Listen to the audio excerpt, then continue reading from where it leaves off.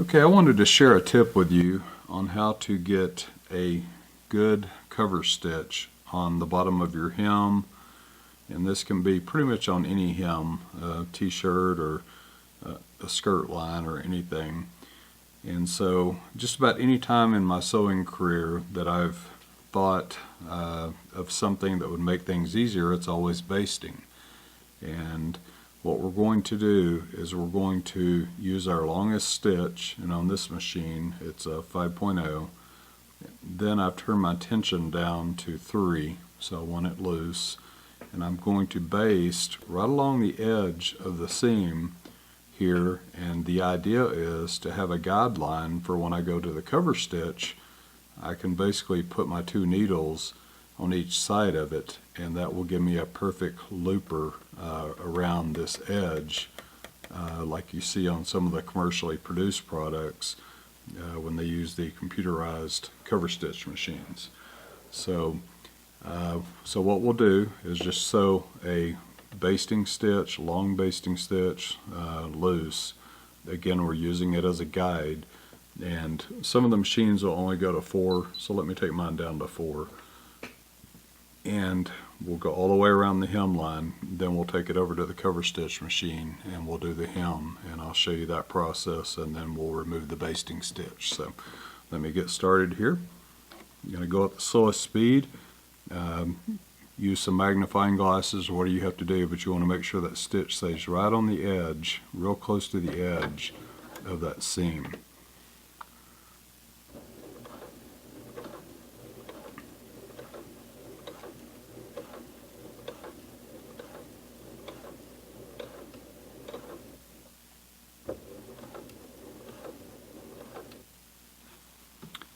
And we want to come up and meet where we started.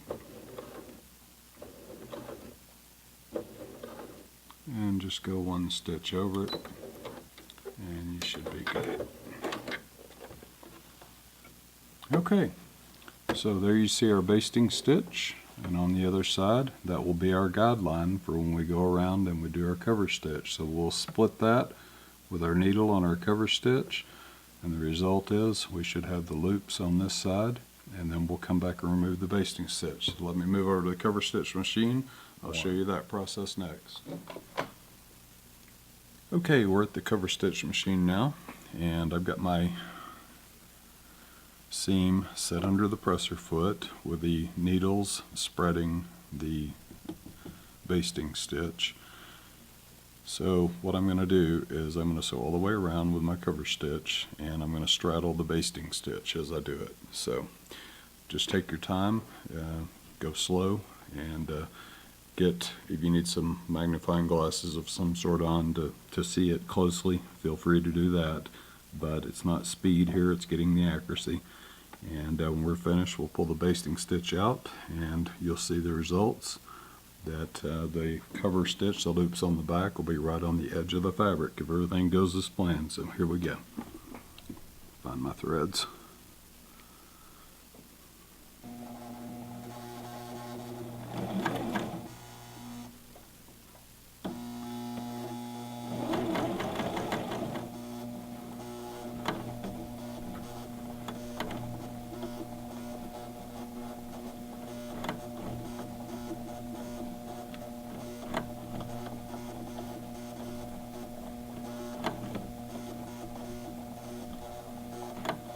And I've just gone over the first 3 stitches. Okay, we're going to go ahead and raise our needle, and we're going to go under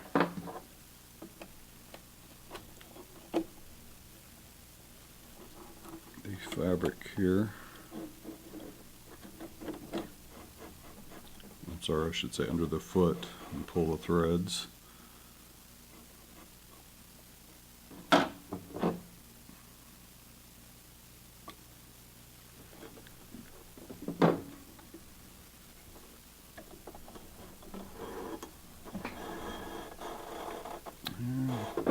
Pull our fabric out. There we go. Okay. So you can see that's our starting and ending point down there. See how that loop covers perfectly along the edge there? And that's what that allows you to do, is get everything straightened up. So let me remove the basting stitch.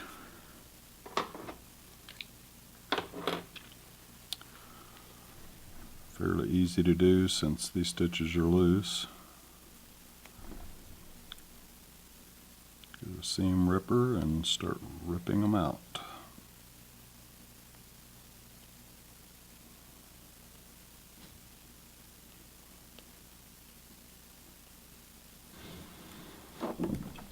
Okay, basting stitches are out now, so let's have a look here and see how our hemline looks. Okay, here's the back side. So you'll see that the edges are covered up, sealed up nicely, just the way you'd like them.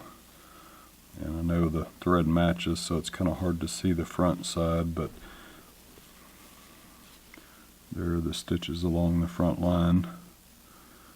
So anyway, that's the way I go about doing this. It just makes it so much easier to line up the edge and get everything nice and even, and it's a hit every time.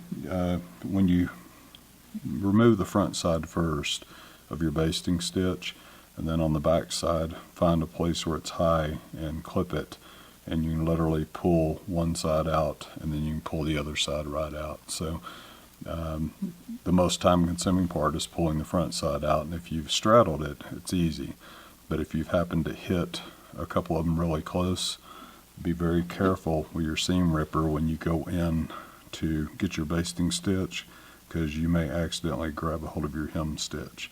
So just be cautious of that, and make sure you can see up close when you're doing that. It'll save you some headaches of pulling the thread out of the seam when you do that. So anyway, that's the way I do my cover stitching. I always do a basting stitch first, and if it's some sort of a light knit or something like that, I just use a size 10 needle with either silk thread or something that's easy to remove, and it works great every time. So hope this helps you out, and if I can answer any questions, please let me know.